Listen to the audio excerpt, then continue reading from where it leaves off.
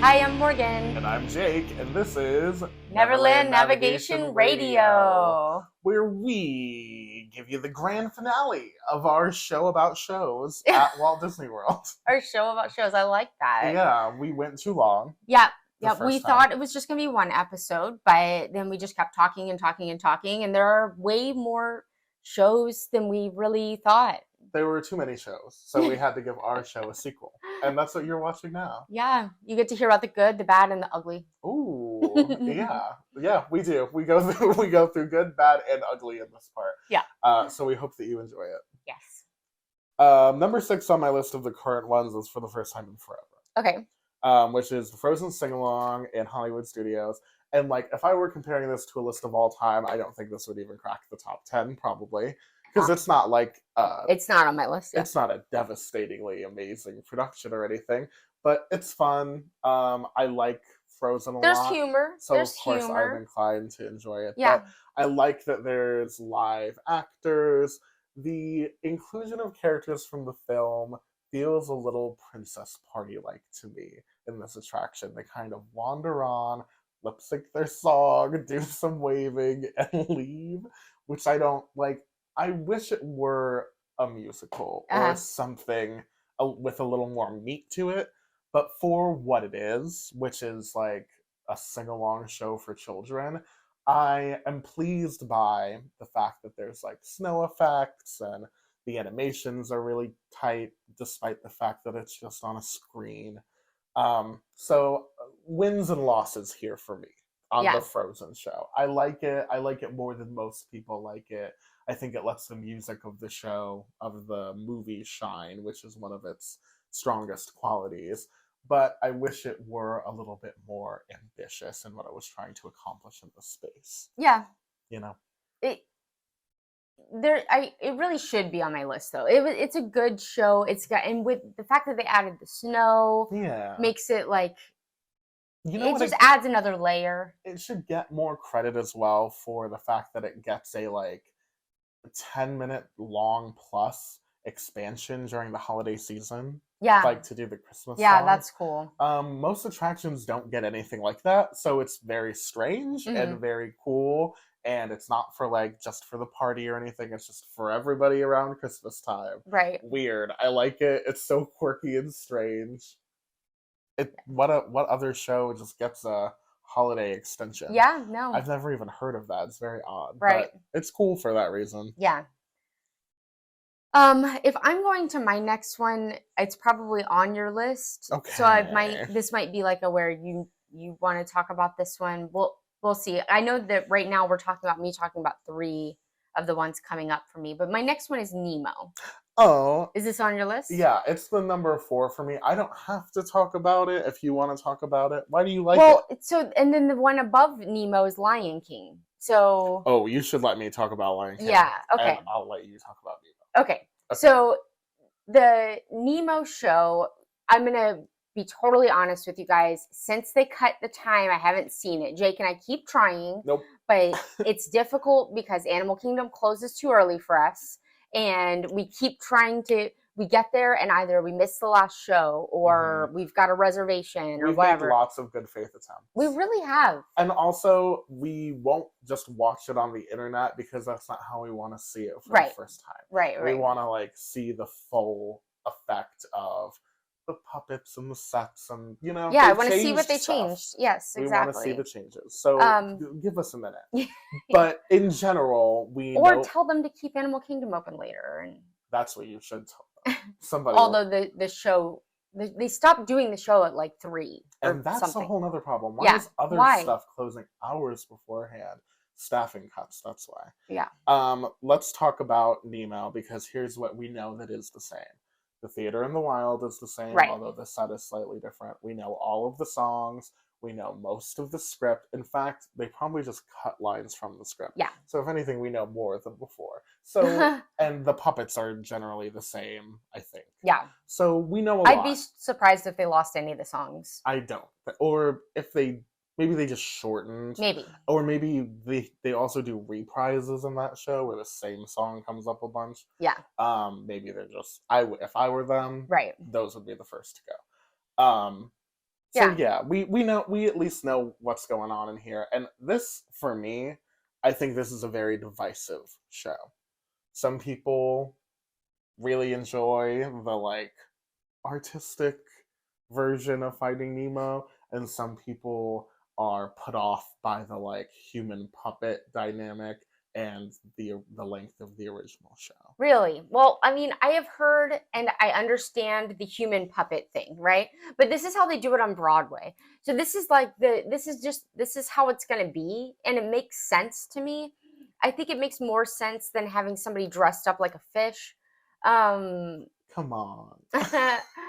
but I did have an issue. I have had the issue where I'm looking at the human, not the puppet. And I think that I'm supposed to look at the puppet. But then Jake said, you're supposed to look at whatever you want to look at.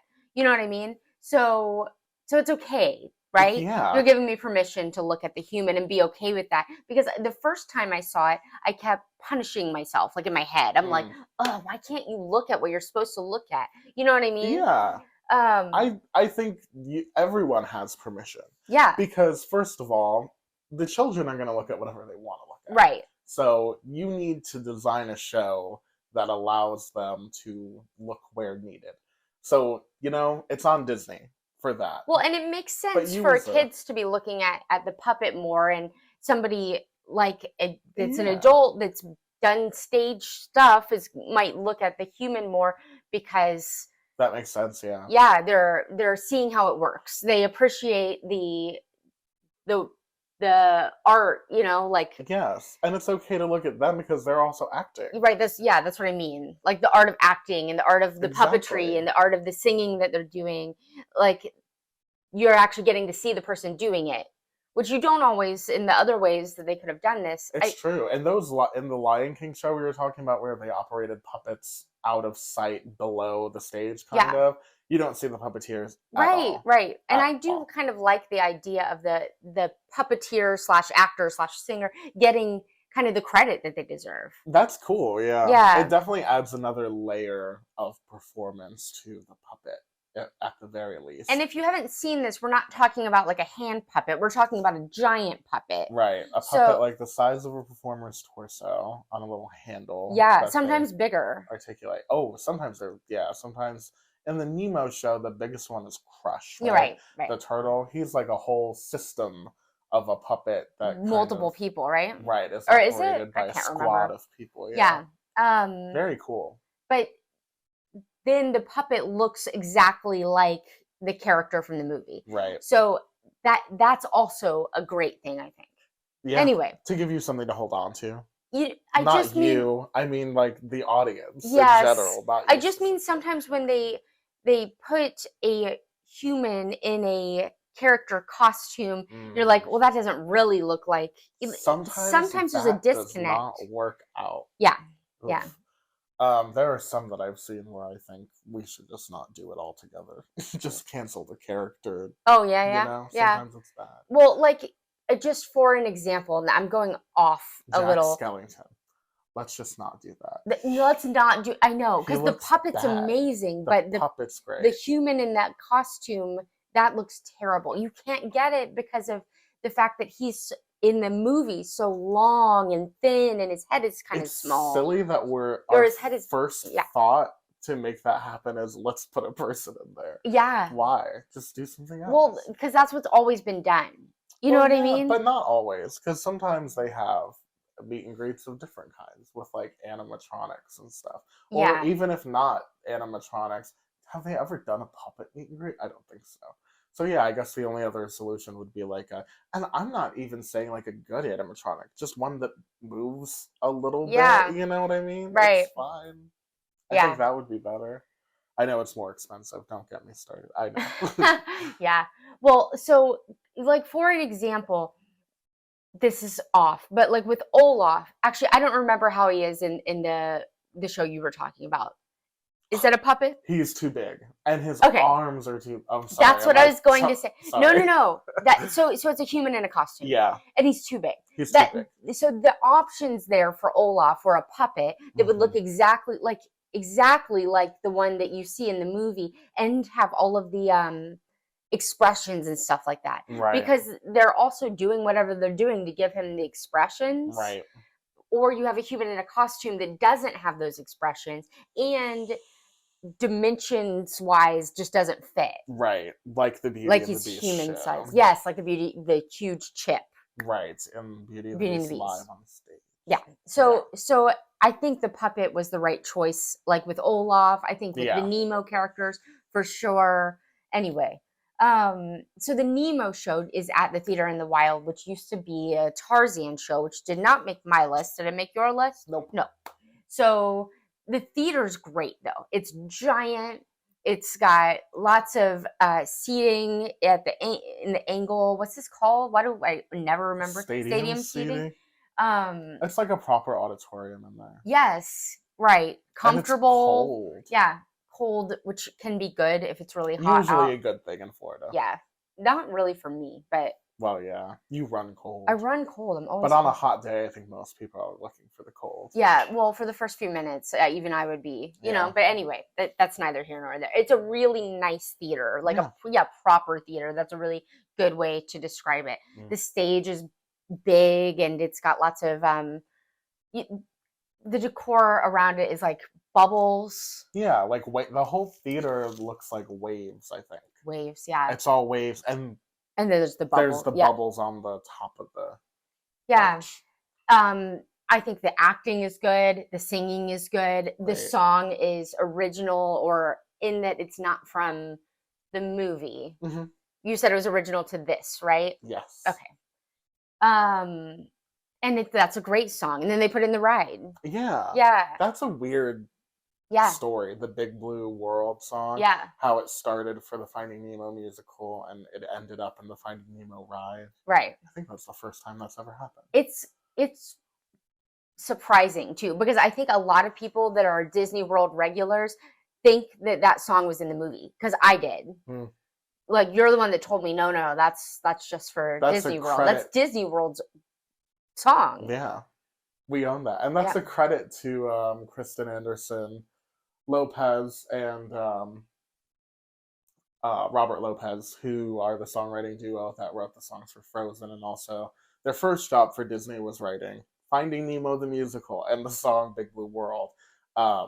So that music definitely went on its own little journey too. And they've gone on to do big, huge things. Yeah. Like Frozen, Coco. Yeah. All kinds of stuff. Wild. So anyway, great theater. It's a good show. I'm not really a tear up or a cry kind of person, but that show made me tear up. Yeah. So they really do a good job of hitting you with the emotional, good and bad. You know what I mean? Like it's just a really good, well-rounded show. I agree. Okay, what do you have next? Well, I'm on to my number 5. Okay, and that is. The Carousel of Progress. Oh, that's my number 2. Okay, this is the one. I'm sure you guys knew that walks the line between ride and attraction. It does move a little bit. Yes, it rotates. Yeah. Hey, I guess you're letting me have it then. Yeah. See, I didn't know if he's going to be like, okay, that's not a show. Because I think in the same way that, like, Honey, I Shrunk the Audience moves a little bit, but, like, you're sitting down to watch the show. Yeah. Is the primary thing, I think. So, like, in that way, for me, I think it is. But you could say that about Star Tours, just to play devil's advocate. It's true that you could say that about Star Tours. There is a distinction in that you don't have to buckle a seatbelt. Oh, there you go. Which is interesting. But also, I think Carousel of Progress also does this work for us, because in the intro, it introduces itself as America's most performed stage longest show. Running, yeah, right, something or like whatever. that, yeah. So it says show. Yes. And there you go. Yeah. How could I take it? Right. Right. Should I or should you? You should. Okay. Carousel of Progress. We know the story. The World's Fair. Well, the story starts with Liberty Street harnessing the lightning, then GE and Progress Land and the World's Fair. And then it moves to Disneyland. It gets GE back as a sponsor, and they say, let's all repeat visitors over here at Disneyland. Put us in Disney World so all the tourists can see the show. So they moved Carousel of Progress to the Magic Kingdom where they had already been planning to put Carousel of Progress, and they get the song the time now is the Now is the best time. time. Yeah, now Now is is the the time. time. Now is the best time. Right, and now it's got the song Great Big Beautiful Tomorrow back. Now that GE has ended its sponsorship, we're back to the original Sherman Brothers song, Big Bright Beautiful Tomorrow, which is a great encapsulation of the spirit of progress of the attraction because we follow one family throughout decades of innovation and current events in America Yeah. until we arrive at a dated 2000s iteration of present day. The other song was good too. I never felt like I was listening to a commercial. I don't really understand how it was GE. What was The GE? song, that song. Well, it wasn't so much that it was. Well, I think something that I heard when I was watching some video about this was that GE, so don't take this as the God's honest truth, but perhaps an explanation, is that GE didn't want consumers to think about what they're going to buy tomorrow. They wanted them to think about the products that were available today. Oh, wow. Now is the time. Now is the time. Buy your GE products right now. Okay. I think is what the idea is, which is makes sense, I guess, from a brand standpoint at the time. I was gonna say stupid, but okay. Yeah, I don't know enough about advertising to know if that's They're an at effective Disney means of World. advertising. Yeah, I'd be surprised if it made a difference one way or the other, but yeah. Well, let's I'm go not back in an time. advertising exec.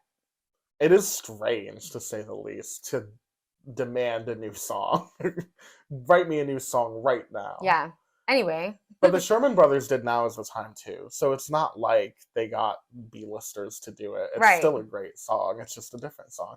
And now, honestly, I did not grow up with Now Is the Time, but I grew up with it as part of the Tomorrowland loop.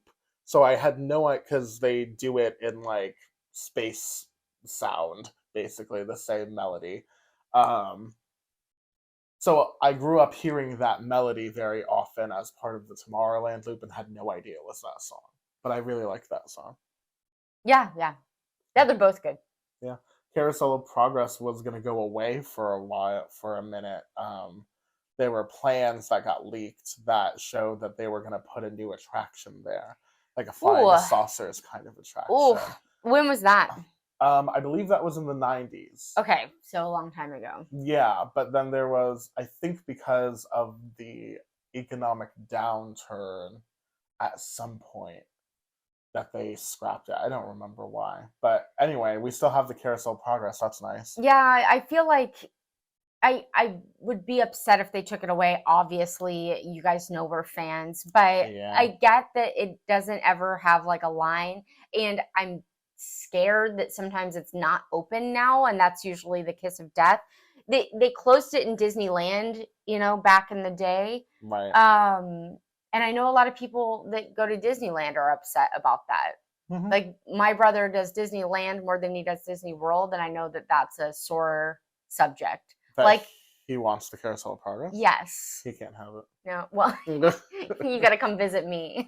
Yeah. I love. I hope they keep it. It seems like some of the ones that are very, very nostalgic but less popular, they'll keep open in one park or the other, and you got to go to it. You know what I mean? Yeah. Like we have Country Bear and Carousel, but they've got Mr. Toad. Right. They've got Snow White's Scary Adventure. Yeah. There's another one. It'll come to me later. Anyway. I wish we had Snow White. Yeah.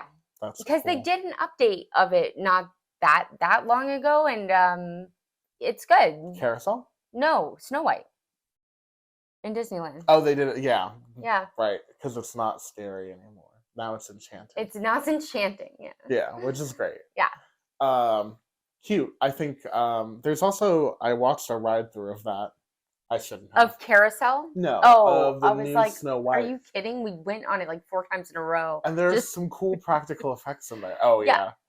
We were on the Carousel of Progress in the rain 4 times in a row. Yeah. Yeah. Not that I didn't already have it memorized. All right. I'm done with the Carousel of Progress. Okay. I kind of like marked off which I talk about, which you talk about, but I think, tell me, are there more that you have Do I have any left to talk about? Is what you're asking me? that aren't on this list? Yeah, I have one overlapping there. You only have one overlapping? Yeah, because you're not going to talk about Lion King, right? No, I put a J next to it. What is this? This one? The second one. Carousel Oh, Progress. okay, we Yeah. already did that. Okay. Yeah, okay. Well, I could go ahead and talk about the Indiana Jones stunt show. Yeah, it was in So, my honorable mentions. yeah, this I feel like deserves to be mentioned because it fits in so well with what was MGM, which I don't know. Well, I don't know. Are they getting rid of the movie? Oh yeah. Yeah. Well, I feel like it's already kind of gone. yeah, I do too. So then I guess it hardly fits in now, but I think Lights Motors Action was the last attraction to open that had the movie movie aspects, the film studio aspects. Yeah. Yeah.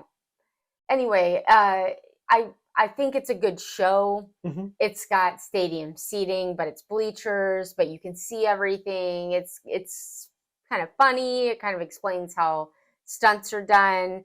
I liked it. It wasn't like an every time thing for me, but I like it. It still exists. Yeah. I'm saying that in past tense, like it doesn't exist anymore. I'm sure that it was gone for COVID for a long time. Yeah, and I'm sure that at some point it will go away. Yeah. Although I say that, and then they say, "Oh, we're bringing Indiana Jones to Animal Kingdom." You know what I mean? Yeah. So sometimes I think I know what's going to happen based on like logic and reason, and then sometimes they're like logic and reason, nah.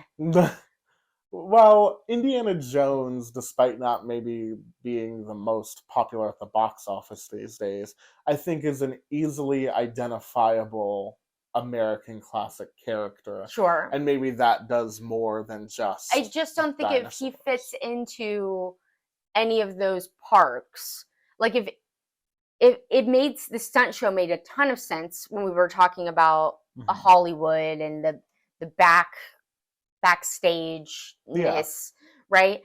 And then, but I'm not sure it makes sense in Animal Kingdom. Certainly doesn't make sense in Epcot. Like I just don't see where. But anyway, I like the Indiana Jones franchise, especially the originals. I like the ride in Disneyland, so I'm Where psyched is the to ride have in it. Disneyland? It's in Adventureland. Yeah, which that makes sense. Yeah. That's really the only place it in my logic and reasoning makes sense. So you're trying to knock down the Swiss Family Robinson treehouse. I see what you're doing. And you can't fool me. What's behind the Swiss Family Robinson treehouse? We don't know. We don't know. Probably cast parking. Cast parking. Gotta have cast parking. Nice. Indiana Jones. Yeah, I just think it's a good show. There's a lot going on. Opening day attraction from MGM that's still alive. Is Indiana Jones? Really? Yeah. Wow. All right. The Last Survivor. All right. I'm gonna do my number 4 was Finding Nemo. My number 3 of current shows is Muppet Vision 3D. That's my number 3 too. But great. do we want to cover these two lower ones? Where's Lion King on your list? My number 1. Okay, let's not cover that one. You want me to talk about Country Bear real quick? I'll just. Oh, please. We've talked about this recently, so I'm not going to go very far into it. You did that. Let me do Muppet, then you do Country Bear, then I'll do. Perfect. Okay. All right. Muppet Vision 3D. So Jim Henson and Disney got into this contract where there was going to be this Muppets Land in MGM Studios, and it was going to have 2 restaurants, one that was the Swedish chef home cooking video restaurant where he was going to teach you how to cook stuff, and one that was like a restaurant run by the rats. Wait a minute. I did not know about this Swedish chef thing. You didn't? No. We should do a Muppet Land episode. Oh my god. He teaches you how to cook Muppet Studios. But then you also eat there? He doesn't actually teach you how to cook. It's just part of the theming. Got it. Right. Oh, fun. That's fun. Yeah, and that eventually became Mama Melrose after the Jim Henson same thing contract kind of fell through. And then the pizza restaurant ended up being Pizza Planet. because they abandoned the idea of making the entire thing a Muppet thing, although it was built to be a Muppet thing because the negotiations between the Henson Company and Disney didn't sort out by the time that the attraction was supposed to open. Also, Jim Henson died. Um, and then Muppet Vision 3D opened as the last remaining kind of survivor of the whole Muppet Contract. Disney alliance. Yeah. But it's great. It's a fantastic film. It is. It's like a blend of that classic nostalgic Muppets humor with some effects that are amusing for the family. Yeah. It's a little dated at this point, I would say. But they have recently like replaced the seats in there. They added a new projection effect for the Waldo multiplication scene in the Muppets lab, which is cool. So they're at least taking pretty good care of it. A few years back, they restored the film, so it's not impossible to watch anymore, which is great. I think this is one of the best pre-shows in all the land. One of the, it's entertaining. You know what? The 3D shows always have pre-shows. I'm just putting together. Yeah. Because Honey, I Shrunk the Audience had a pre-show. It sure did. Yeah. Anyway, this was a great pre-show. This is a great pre-show. And I do like this show, and it's holding on with everything it's gotten it between two Star Wars areas of the park. And I'm so concerned for it, but I love the Muppets, and I love Jim Henson's work, and I'm glad it's still there. That was fun. That was like a little presentation. Why we should keep Muppet 3D. My PowerPoint about why we should keep Muppet Vision 3D, and I give it all the time. I've got it known down by heart for sure. Yeah. Yeah.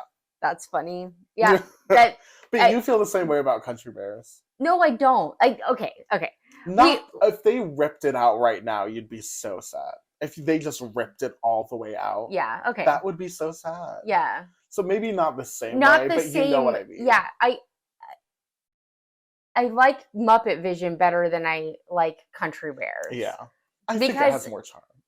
It does have more charm, and it has less like questionable stuff, but they're changing it, and I'm very, very curious and hopeful on these changes. Like, can the Country Bears have kind of the Country Bear nostalgia without the questionable Blood on the Saddle song but which is nostalgic for a lot of people. Not me. I'm not hooked on that song. I don't need you to keep that song.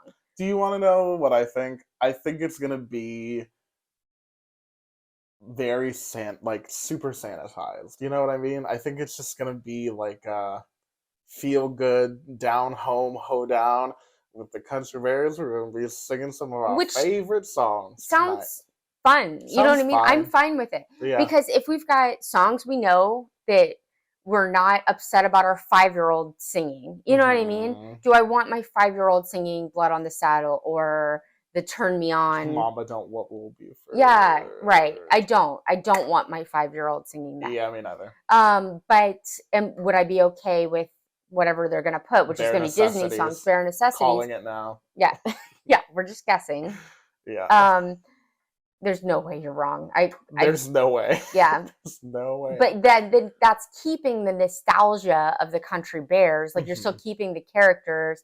I'm hopeful for that. Yeah. I put Country Bears kind of higher on my list because of nostalgia and because they had a Christmas overlay once upon a time. Specifically, they had a Christmas overlay, and that warmed my heart because I love pretty much all Christmas overlays. And this one was super cute where they got outfits. Yeah. Christmassy outfits. There's a screen behind them a lot of the time that was changed to Christmassy stuff. They did Christmassy music. So that one was fantastic for me. Thorough. Yes, it was fantastic for me because it blended the nostalgia of these characters that I grew up with and Christmas, which I love. So that's my hope for the new one, except for with Disney songs instead of Christmas. Seems like they have some references to go on. Yeah. On how to do this in a way that people enjoy. Right. Because didn't Country Bears in Disneyland also have a summer vacation? They did. Seasonal overlay? And that summer vacation seasonal overlay became their permanent show for years and years at the end. Right. Okay. Yeah. So they know if you want to hear more, you could go back to our research. I did a research episode on this. Our Frontierland one. Yes. That was really good. Hearing Morgan describe how this started out as an attraction for a ski lodge they were trying to build. Yeah, that was I was like, huh? I had never heard that. It's so interesting. Yeah. But yeah, they've got the nostalgia. You add in some songs that aren't controversial. Yeah. And then when your kid's a teenager, you can say, guess what they used to sing about? Literally. Yeah, And you get and to it's laugh funny. together. Yeah. Yeah. About how you did that to them. Well, I'm just kidding. Yeah. I'm yeah. just kidding, everyone. Disney did it to them. It's not your fault. Right. Okay, nice. Country Bears. Yeah. I would still go see it right now. I In know. its current form. Yeah. We don't have much longer if it's still around. They announced a close date. I don't remember what it is. I think it's like this month. I think it's this month too. Yikes. Woo! Well. Just kidding. Yeah, see the songs. I don't really love the songs. I like the characters. It sounds like you're gonna love this. I hope. Yeah. I hope it's good. The only way I can see them What's taking Teddy me Bear off. gonna do? I don't know. Supercalifragilistic Jolly Holiday. The only way I can see them taking me off is if they take away the like Melvin and Buff and the ones on the wall. No. They couldn't, right? There was even a which I mentioned on that episode. That would be sad. A Mickey cartoon that came out in the last couple years that had them in it. Yeah. Yeah. All right. I guess I hate that I'm going to end on my number one show that people are going to be like, okay, what's wrong with you? But go ahead. I have great news. I have 2 left. Oh, so good. I'll do one. You do Filler Magic. Good. I'm going to do this quick. Okay. This. Don't even feel bad because people are going to hang me for this. Okay. Beauty and the Beast live on stage. Yeah, is my that number didn't 2. even make my list. People it's problematic. It's not problematic. Don't listen to Morgan. It's just hot in there. It's so hot. That's all it They're is. so hot, and there's a giant chip, and you're like, is he really giant, or am I having heat stroke? It is kind of like that sometimes. This is my number 2. Mostly, I would say, I have to be honest. Like, there is nostalgic reasons. Yeah, that's okay. Because this is probably, to my mind's knowledge, this has to be the first musical I ever saw. Okay. Has to be. And this awakened things in you. Yeah, sure. A love for musicals. I say suspiciously. Yeah, it did awaken a love for musicals in me because it is a good musical, despite the fact that it's got good music for sure. It is a jarring representation of the characters at a lot of times. I understand that. Yeah. But tell me when they're doing Be Our Guest and they take that milkshake's glass down and it becomes a beautiful ball gown, tell me that you're not cheering. Because I think that's beautiful. Yeah. It's okay. It's magical. It's physical sets. Mm-hmm. It's group dance numbers. There's live singing from Belle and Gaston. Yeah, and that's always a big thing. Yeah, live singing is great. Yeah. And there's practical effects and choreography and costumes. And back when MGM used to have a backlot tour, it would take you through the production facilities and you could see them painting the backdrops for the show.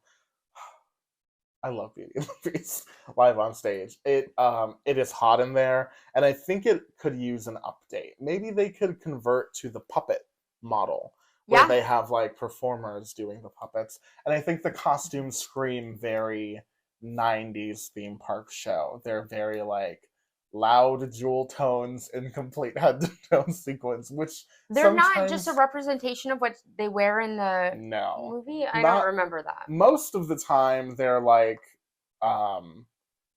most of the characters that you see are like townspeople and stuff, so they're just dressed basically according to the movie, I would say.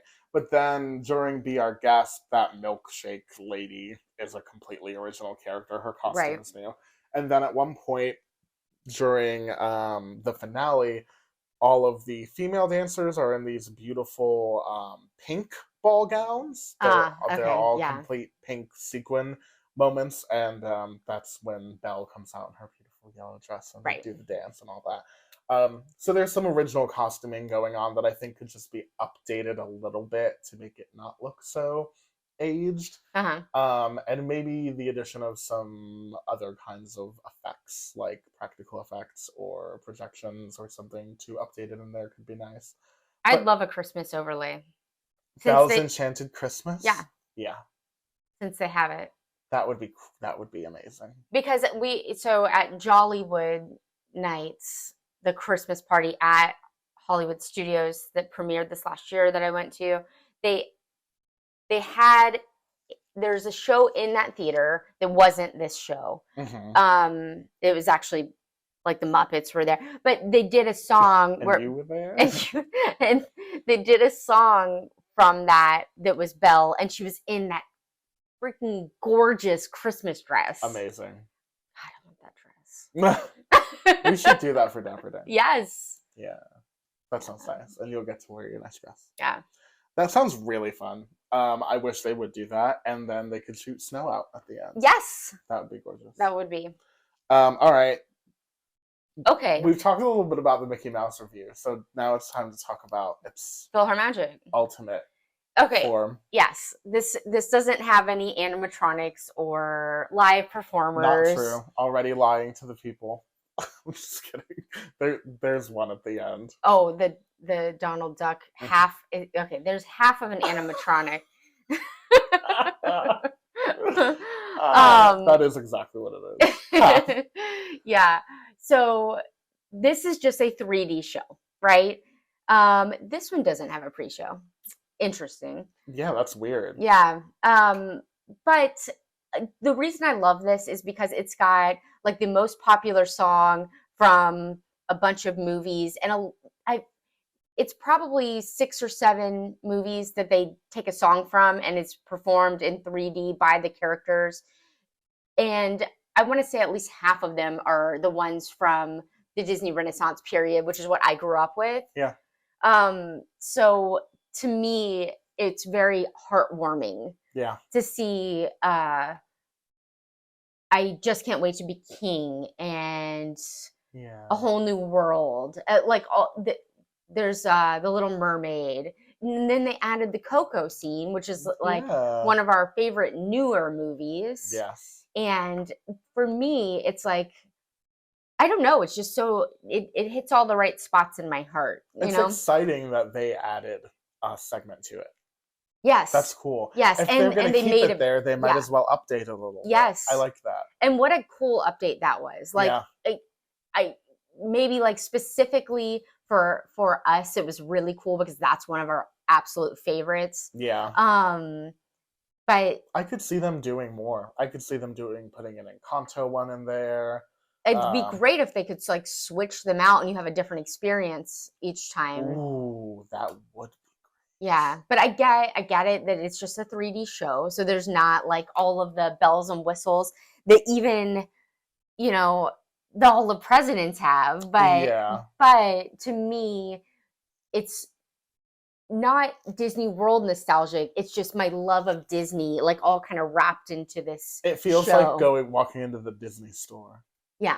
It's that same kind of vibe. Yeah. I like that it's the only thing other than perhaps Fantasmic that really like puts an emphasis on the Renaissance films like all together. Yeah. Because it's immediately Be Our Guest, Little Mermaid, Aladdin, like pop, all of the 90s exactly hits. And then you do get like Peter Pan in there, Fantasia in there, which are nice. They're good because they're Disney classics. Right. And they're Disney classics that everybody knows. You know what I mean? There's no way you don't. Right. I don't think. Yeah. And it's good. It also fits its land nicely. I could also see this maybe at like Hollywood Studios or something. Yeah. But it being in a theater space in Fantasyland, it is a fantastical film through the fairy tale. Like, it makes sense. Yes. It adds up. And this is a place where you need a spot to take a break like this in the air conditioning. So it's I think it's well located in that sense too. This show did not take the place of something that we loved. Right. Or not for me. I never got to see it. Okay, yeah. So that helps. Yeah. You know what I mean? Sometimes, like, maybe I wouldn't have such an issue with Runaway Railway if they hadn't put it in the spot of, like, one of my favorite rides of all time. You'll enjoy the Disneyland version. Yeah, maybe. You know Mhm. what I mean? Yeah. That was just a store. Yeah, right. Mhm. So that helps. Yeah. Anyway, that is to me one that we do almost every time we go to Magic Kingdom Right. because it's a nice air conditioned break where you can sit down, and so those films are so nostalgic for me. So Yeah. maybe it's more my like age group that loves this attraction. I don't know. I But don't know. I really like it. I'm usually the one in my group of friends saying that I would oh yeah, write it. yeah, So like, you know, yeah. that's how I feel about it. I also like that it keeps generally a fairly low weight. Oh yeah, That's a bonus. yeah. That is a bonus. Okay, my number one is Festival of the Lion King. Okay. The reason it's my number one. And that was on my list too. Yes, yes, it was. And the reason it's my number one is because I think it is the most creative adaptation. Yeah. It's not just the movie, And so many elements. and so many elements. Yeah, it's not just the movie story. It's not. Yeah, that's what most of the shows are. The story of the movie. Right. Even Finding Nemo, which is very artistic in Yes. its interpretation, is just the movie with songs. Right. This is a new plot line, which is that you're going to this theater to see this traveling group of musicians and singers and dancers who are paying their respects to the legend of the Lion King. Yeah. Which is a really cool premise. Do people know that? Do you get told that before you go into the show and I just missed it? Yes. Okay. In the beginning, when they're introducing the singers by name, they say the king or the leader says, "We are a traveling group going from town to town." Like they give the whole story. It's in the shtick. Right.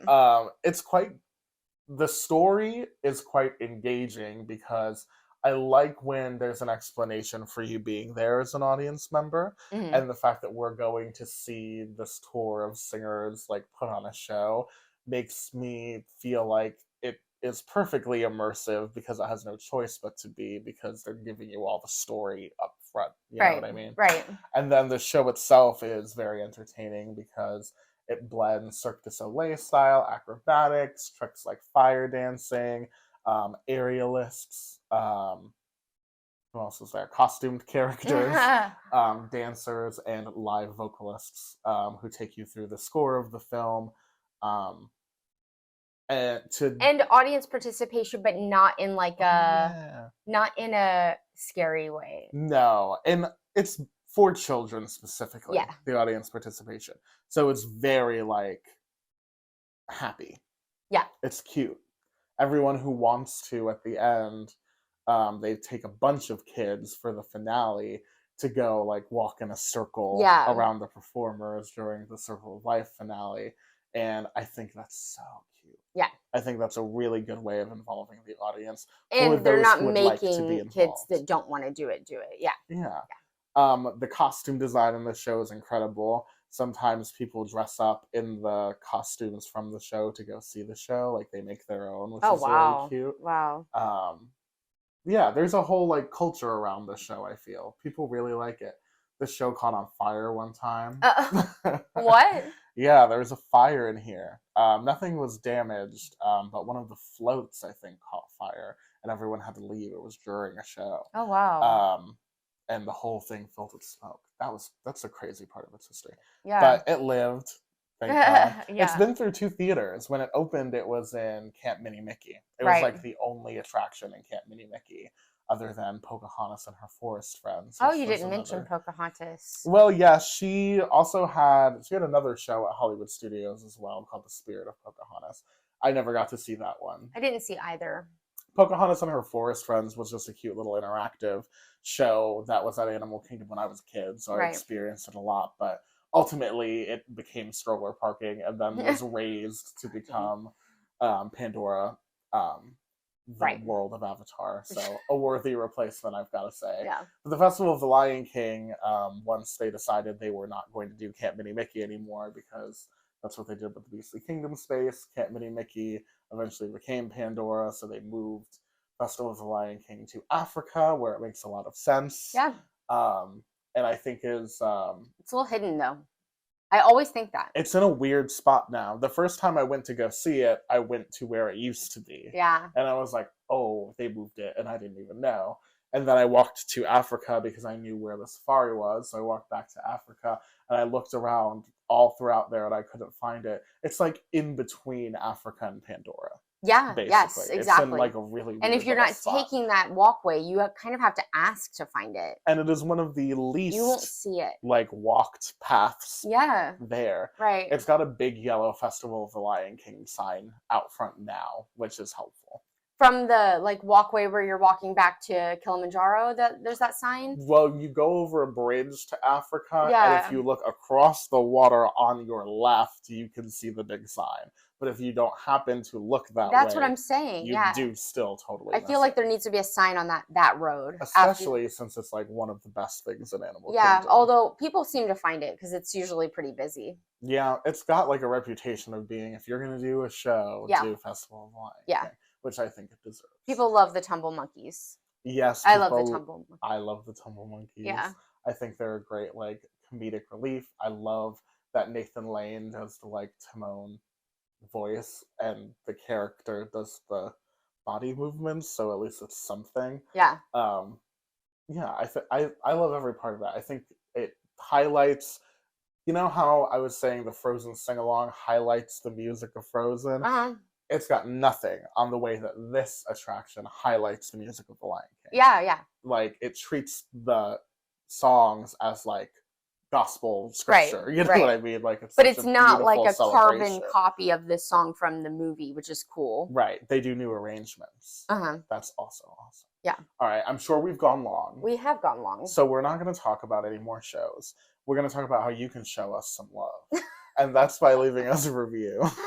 Yep. If you're on a listening platform like Apple Podcasts, Spotify, iHeartRadio, please subscribe to the podcast and leave us a little review if you've enjoyed this walk through the different show productions from Walt Disney World's past. And present.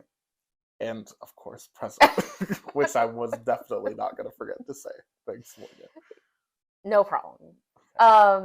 And if you're watching us on YouTube, It's like a show. it's like a show. And if you could please like this video and subscribe to our channel, that super helps us out. Yeah, or visit us on Instagram or TikTok at Neverland Navco. Uh-huh. And if you want a quality t-shirt like this one, today I'm sporting a Captain EO t-shirt. If you want a nice, soft, quality custom t-shirt, where can you get that, Morgan? So on Etsy, that's Neverland Navigation. Yeah. So if you're looking for shirts for your next park trip, or you want a custom t-shirt, you can just message the shop. And you like to say, tell us your favorite ride. Yeah, tell me your favorite ride, and we'll send some options, because it's mostly custom stuff at this point. So Nice. But it's not really custom pricing. So yeah, check it out, or send me a message. Send me a message on Etsy. It'll be worth your while. The Yeah. Neverland Navigation Etsy shop. Yeah. Well, that was great. That was so fun. I love entertainment so much. I was looking forward to this episode. Can you tell, audience, we talked forever? All right. And until our next showtime, we'll see you on our next adventure. Goodbye.